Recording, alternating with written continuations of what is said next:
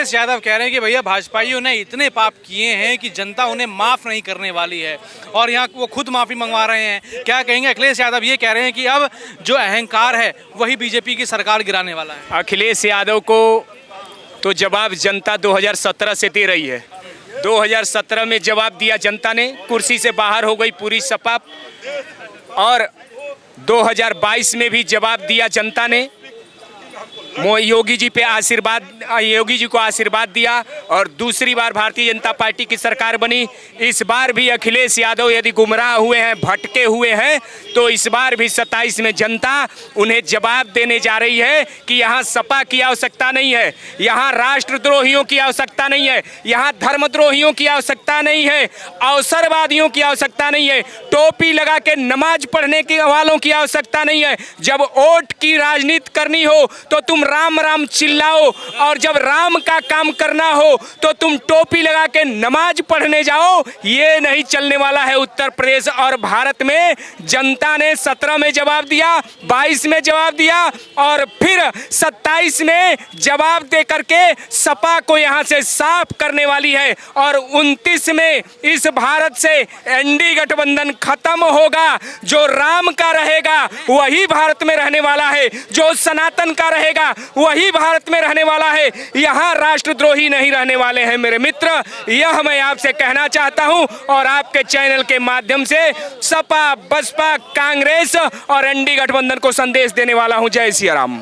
हमने देखा जंतर मंतर पर किस तरीके से जो प्रोटेस्ट हुआ उसमें प्रधानमंत्री नरेंद्र मोदी को किस तरीके से अभद्र गालियां दी गई, तमाम ये सब चीज़ें हुई। लेकिन कल रात प्रधानमंत्री नरेंद्र मोदी ने एक वीडियो डाला और कहा कि वो बच्चे हैं और उनको माफ़ कर दिया जाए क्योंकि वो गलत दिशा में है। अखिलेश यादव कह रहे हैं कि इन भाजपाइयों ने इतने पाप किए हैं कि जनता इन्हें माफ़ नहीं करेगी, लेकिन ये माफ़ी लोगों से मंगवाना चाहते हैं और कह रहे हैं कि इसी अहंकार की वजह से बीजेपी सरकार गिरने वाली है। देखिए, मैं आपको बता दूँ, इन लोगों ने एक ऐसा पेड़ लगाया है, उसमें 3 शाखा है। एक शाखा में मंदबुद्धि का बालक पैदा होता है जो देश को गुमराह करता है, बदनाम करता है, नौजवानों को गलत रास्ते पर ले जाता है। और एक शाखा है जिसमें गुंडा, मवाली, बदमाश, लुच्चे, लफंगे, बलात्कारी, चैन स्नेचर और रोड होल्ड अप करने वाले वो पैदा होते हैं। और जो तीसरी शाखा है, उस तीसरी शाखा में सरकारी संपत्ति को लूटने का काम करती है। ये 3 शाखाएं पूरे देश को बर्बाद करने के लिए निकली हैं और 140 करोड़ जनमानस पूरी तरह से जान गई है कि जिस तरह से अपराधी, गुंडे, मवाली, बलात्कारी, चैन स्नेचर और ये हत्यारे भगवा कलर पहनकर सनातन धर्म को बदनाम करने का ये तरीका निकाले हैं। आज ये जनता 2029 में माफ़ नहीं करेगी। इनको हो जाएगी, ये हो जाएंगे, इनके हाथ पैर भारत छोड़कर भाग जाएंगे। ये नज़र नहीं आएंगे 2029 में, ये मैं आपसे कह रहा हूँ।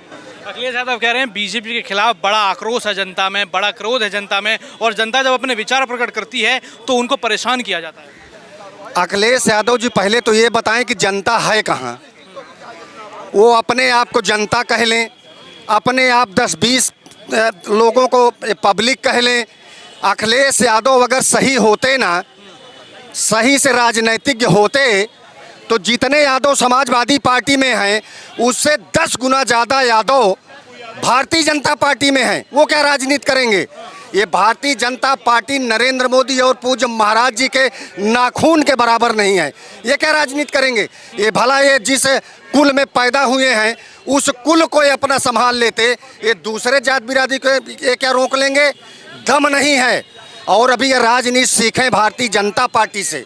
भारतीय जनता पार्टी से राजनीति सीख करके 10 साल सीखें, सीखने के बाद कहीं ये राजनीति करें, तब इनका कल्याण हो सकता है। क्या कहेंगे? जंतर मंतर पर प्रधानमंत्री नरेंद्र मोदी को अभद्र गालियां दी गई, उनकी माता को भी गालियां दी गई, लेकिन कल प्रधानमंत्री ने एक वीडियो रिलीज किया और कहा कि ये भटके हुए नौजवान हैं, मैं इन्हें माफ करता हूं। भारत के विनम्र प्रधानमंत्री जो गरीबों को शौचालय देते हैं, बहन बेटियों को इज्जत घर देते हैं, गरीबों को मकान देते हैं, किसानों को पैसा देते हैं, कि नौजवानों को शिक्षा देते हैं, सुरक्षा देते हैं, हमारे आपके माता पिता 70 साल 80 साल के हैं तो 5 लाख की गारंटी देते हैं। वो भारत के प्रधानमंत्री विनम्र प्रधानमंत्री हैं। चाहे जितना नौजवानों को बहला फुसला करके ये जो शाखा, तीनों शाखाएं कांग्रेस की हैं, ले गए, और आप देख लीजिए पूरे टीवी में चल रहा, वही छात्र आज गला फाड़ फाड़ कर माफ़ी मांग रहे हैं, नाक रगड़ रहे हैं, कह रहे हैं कि मुझसे गलती हो गई। और यही दरिंदे, यही जो है पीडीए के लोग, यही जो है आप पार्टी के लोग, यही कांग्रेस के लोग बहला फुसला करके लोगों को ले गए, 500 रुपए दे करके लोगों से गलत काम कराएं, भारत के प्रधानमंत्री को गाली दिलवाए हैं। लेकिन आज भारत के प्रधानमंत्री की विनम्रता देखिए। उन्होंने कहा बच्चे हैं, नादानी हो जाती है। ऐसा देश की आज़ादी के बाद पहला प्रधानमंत्री भारत में हुआ, कहा बच्चों को कुछ नहीं होना चाहिए, बच्चों को माफ़ करिए, गलती हो जाती है। ये भारत के प्रधानमंत्री की विनम्रता देखिए। 140 करोड़ जनता 2029 में भारतीय जनता पार्टी को पूर्ण बहुमत में सरकार बनाएगी। 27 में भी बाबा आ रहे हैं, इसमें 27 में पूज्य महाराज जी फिर दोबारा मुख्यमंत्री बनेंगे, ये प्रधानमंत्री बनेंगे और राष्ट्रपति बनेंगे। ये हमारे पूज्य महाराज जी का भविष्य उज्जवल है। कोई माइकलाल नहीं रोक पाएगा, भारतीय जनता पार्टी को कोई रोक नहीं पाएगा। और ये दरिंदे जो जनता को बरगलाने आए हैं, सनातन धर्म को बर्बाद करने आए हैं, बदनाम करने आए हैं, 2029 के बाद ये भारत में नजर नहीं आएंगे। या तो पाकिस्तान में दिखाई देंगे या तो बांग्लादेश में दिखाई देंगे। अखिलेश जी कह रहे हैं कि भैया ये जो माफ़ी आप मंगवा रहे हैं, तो पहले भाजपा माफ़ी मांगे जो उन्होंने कृत्य करे हैं, जो उन्होंने काम किए हैं। अब जनता गुस्से में है, जनता बीजेपी को माफ़ नहीं करने वाली। अखिलेश कौन? यादव? अखिलेश यादव पूर्व मुख्यमंत्री उत्तर प्रदेश। धर्म की बात मत करे। वो कह रहे हैं सनातन ही समाजवाद है। अखिलेश यादव हमारे हिंदू धर्म की बात ना करे। कोई हिंदू आदमी आकर के हमारे धर्म की बात करे। अखिलेश यादव वो है, एक तरफा भी करता है, इसीलिए अखिलेश यादव हिंदू धर्म और सनातन के बारे में बात ना करे। लेकिन वो तो ये कह रहे हैं कि जो अहंकार है बीजेपी में, वही अहंकार बीजेपी की सरकार गिराने वाली है। अभी तक इनका क्या था? 12-17 तक इनका क्या था? इनका अहंकार नहीं था। वो आजम खान को मुख्यमंत्री बना के बिठा दिया था इसने। अरे ये मुख्यमंत्री बनता अगर तो खुद चल जाता, लेकिन आजम खान को इसने मुख्यमंत्री बनाया था अखिलेश यादव ने। अखिलेश यादव ने आजम खान को मुख्यमंत्री बना करके अपना सारा खेल खत्म कर दिया। वो खाली एक सूत्री कार्यक्रम पर भी करता था, तो इसीलिए वो जेल में है। पता नहीं कितने हिंदुओं का श्राप लगा है उसके ऊपर, तभी आज वो जेल में बंद है। आजम खान जेल से छूटेगा नहीं। जैसे ही और लोगों की लाशें जेल से आई हैं, वैसे आजम। अखिलेश यादव कह रहे हैं जनता चाहे जनता के सामने बीजेपी। सुन लीजिए, अरे सुन लीजिए भैया, अखिलेश यादव। हम पप्पुआ की बात कर रहे हैं यार, हम पप्पू की बात कर रहे हैं। तुम्हारा अखिलेश यादव लेके चले। एक यादव वो भी है। पप्पू यादव अच्छा काम कर रहे हैं, कल तो कह रहे थे। पप्पू यादव ठीक था, लेकिन सनातन को यादव के जो सांसद हैं वो भी तो हंस रहे थे वहाँ पे, तो उनको भी तो चापने काम कर रहे हैं। अखिलेश का ही पुतला हमने फूंक दिया। अभी आपने देखा नहीं क्या? वीडियो ले लेना किसी से। अखिलेश यादव का पुतला फूंका। डिम्पल यादव को छोड़ दिया था क्योंकि भाभी अच्छी है, उनका व्यवहार अच्छा है। जंतर मंतर पे माँ के रूप में उन्होंने बैठने काम किया, इसलिए अच्छी है वो। लेकिन अब वो जब पहुँच करके अखिलेश जी तो पैर भी करते हैं, तो अखिलेश जी तो भाई हमारे समाज के बारे में ना बोलो। हम माफी मांगने ले कह रहे हैं कि माफी मांगो जनता से, बीजेपी वालों माफी मांगो।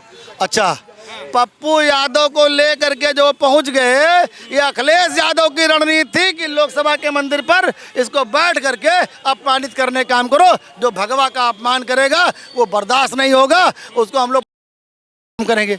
लेकिन अब मामला एक होता है, सुरक्षा व्यवस्था इनकी तगड़ी होती है। मैं तो कहता हूँ केंद्र सरकार से, राज्य सरकार से कहता हूँ इनकी सबकी सुरक्षा व्यवस्था हटा लो। सबकी सुरक्षा व्यवस्था हट जाए, अभी सब सही हो जाएंगे। ठोक चंदा चोर गद्दी छोड़। देखो ऐसा है कि चंदा चोरी में भाजपा कोई रोल नहीं है। जिन लोगों ने गलती किया सजा मिल गया। भारतीय जनता पार्टी एक पार्टी है जो इस तरह कोई ऐसा काम नहीं करती है, तो इसलिए अपमानित करने का काम कोई ना करे। लेकिन अब अखिलेश यादव ये कह रहे हैं कि भैया माफ़ी तो जो है भाजपाइयों को मांगनी चाहिए, माफ़ी तो भाजपा वालों को मांगनी चाहिए कि जिन्होंने हमेशा गलत कृत्य करे, हमेशा गलत काम करे। लेकिन भाजपा वाले चाह रहे हैं कि वो बच्चे माफ़ी मांगे। एक छोटा सा आपको उदाहरण मैं दूंगा। जब भगवान श्री राम धर्म युद्ध हो रहा था, लंका पे चढ़ाई करने वाले थे। हनुमान जी के नेतृत्व में जब रामेश्वरम में पुल बनाया जा रहा था तो एक चींटी थी, वो चींटी बार बार समुद्र में जा रही थी और वापस आके धूल में अपने आप को लिपट रही थी, फिर जा रही थी समंदर में। भगवान ने देखा ये चींटी कौन सा कला कर रही है। भगवान ने चींटी को हाथ पे उठाया और कहा कि आप ये क्या कर रही हैं। चींटी ने कहा कि मैं ये नहीं जानती हूँ कि मैं क्या कर रही हूँ, लेकिन मैं ये जानती हूँ कि भगवान श्री राम के नेतृत्व में धर्म युद्ध शुरू किया गया है। रावण का करने के लिए जो धर्म युद्ध में अपना योगदान नहीं देकर धर्म को बदनाम करने और धर्म को तोड़ने के लिए रावण जैसे लोग काल नेमी को लेकर कार्य कर रहे हैं, उसका करने के लिए भगवान श्री राम निकले हैं। आज वो पुल का निर्माण हो रहा है, इसी पुल से हमारे भगवान श्री राम जाने वाले हैं। तो उसने भगवान ने कहा श्री राम ने कि तो आप क्या कर रही हैं, तो उसने कहा कि मैं भी अपना उसमें योगदान दे रही हूँ। उन्होंने कहा कि कैसा योगदान आप दे रही हैं, आपके इसका करने से क्या पुल बन जाएगा। कहे कि नहीं, मैं नहीं जानती कि पुल बनेगा कि नहीं बनेगा, लेकिन जब इतिहास लिखा जाएगा तो मेरा भी नाम उसमें लिखा जाएगा कि उस धर्म युद्ध में मैं भी अपना योगदान दी हूँ। तो मैं जानता हूँ कि इस देश के पूरे विश्व के जितने सनातनी हैं, आज फिर एक बार धर्म युद्ध शुरू है। एक तरफ राम दल है, एक तरफ रावण दल है। ये रावण दल ने 45 मुकदमों में वांछित पप्पू यादव के नेतृत्व में काल नेमी के रूप में भगवा पहनकर भगवा और सनातन को अपमान करने का काम किया है। ये पूरे विश्व के सनातनी जग गए हैं कि उसी तरह जैसे भगवान हनुमान ने काल नेमी का किया था, वैसे ही सनातन विरोधियों का ये सनातनी करेंगे और धर्म के बीच में जो भी रोड़ा बनेगा उसको चप्पल जूता और करने का काम करेंगे। क्या कहेंगे, प्रधानमंत्री नरेंद्र मोदी को अभद्र गालियां दी गई जंतर मंतर पे प्रोटेस्ट के दौरान, तो पीएम मोदी ने वीडियो डाली, कहा कि इन बच्चों को माफ किया जाए क्योंकि भटके हुए नौजवान हैं। लेकिन अखिलेश यादव कह रहे हैं कि यहाँ तो भाजपाइयों को माफी मांगनी चाहिए, लेकिन वो दूसरों से माफी मंगवा रहे हैं और ये अहंकार है और इसी अहंकार से बीजेपी की सरकार गिरेगी। देखिए, 2 बात मैं बताना चाहता हूँ आपको। कभी भी बड़े लोग जो ऊंचे सोच रखते हैं, कभी भी अपने से छोटे को माफ़ करते हैं। माफ़ करने में बड़ी गहराई होती है, बड़ी सम्मान होती है। जैसे कि धर्मेंद्र प्रधान ने बहुत कोई बड़ी गलती नहीं की थी, अगर पेपर लीक हुआ था तो उसका सुधार भी कर लिया गया, कानूनी कार्रवाई भी हुई। लेकिन विदेशी ताकतों से मिलके अखिलेश यादव, राहुल गांधी, केजरीवाल और ये तेलचट्टे पार्टी के लोग देश को तोड़ने के लिए, सिविल वार कराने के लिए देश में एक साजिश किए थे। उस साजिश को नाकाम करने के लिए बड़ी सूझबूझ से निर्णय लेते हुए हमारे प्रधानमंत्री ने बिना गलती के धर्मेंद्र प्रधान का इस्तीफा कराया, इसलिए कि हमारे देश सर्वोपरि है, हमारा देश प्रथम है, देश के नागरिक प्रथम है, हमारे छात्र प्रथम है, नौजवान प्रथम है। अगर विदेशी ताकतों के सापे हमारे नौजवानों को, छात्रों को अगर भटकाने का काम किया जा रहा है तो एक भी छात्र के ऊपर कोई आपराधिक मुकदमा नहीं होगा। लेकिन आप देख लीजिएगा, जो वहाँ जंतर मंतर पे मंच लगी थी, जितने काल नेमी, देशद्रोही, विद्रोही और आतंकी लोग हैं, उन्हीं का भाषण सुनेंगे, उन्हीं का नेतृत्व सुनेंगे। एक भी उस मंच से हमारे कोई छात्र या नीट का छात्र कोई संबोधन नहीं किया। यह सिद्ध करता है कि यहाँ छात्र नहीं थे, यहाँ भटकाए हुए नौजवान थे। देशद्रोहियों का एक सैलाब था जो कि हमारे प्रधानमंत्री के सूझबूझ से उसको नाकाम कर दिया गया। इसलिए कि हमारे देश के प्रधानमंत्री का यह शपथ है, यह उनका कारवा निकल चुका है कि हमारा देश प्रथम है, हमारा देश मजबूत होना चाहिए, सनातन मजबूत होना चाहिए, हमारे देश के नौजवान छात्र के कल्याणों की बात होनी चाहिए। अगर देश तोड़ने की बात करोगे, देश को, सनातन को बदनाम करने की बात करोगे तो तुम्हारी उचित दवाई कर दी जाएगी।